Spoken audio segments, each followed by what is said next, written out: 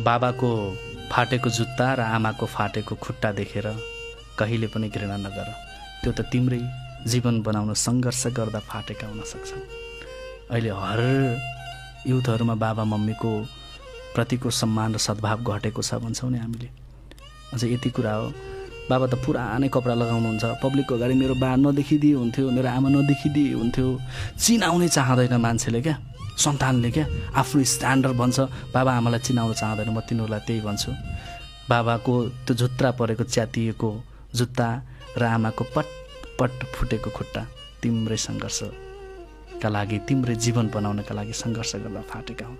त्यही भएर आमा र बाबालाई त दुनियाँ देखाऊ, दुनियाँका अगाडि चिनाऊ, मलाई जन्माउने यो हो भन। तर सबैले कहाँ बाबा आमालाई चिनाउन पाउँछन् र? कसरी त इच्छा आउँदै बाबा आमालाई चिनाउन पाउँदैनन्।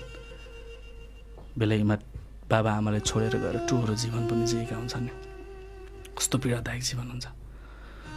आमा र बाबालाई दुनियाँको अगाडि मेरो बा मेरो आमा भनेर चिनाउनै पाउँदैनन् क्या, देखाउनै पाउँदैनन्। त्यस्तो बेला कति पीडा हुन्छ होला तिनीहरूलाई। त्यस्तो धेरैलाई छ नि। एउटा कुरा मैले त्यही भएर धेरै पटक धेरै ठाउँ भनेको छु, जति सकिन्छ बाबा र आमालाई आज र अहिलेबाट समय देऊ।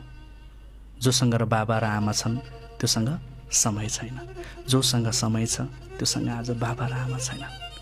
बाबा र आमा नभए पछाडिको समय के काम? त्यो भएर बाबा आमा हुन्जेल समय देऊ।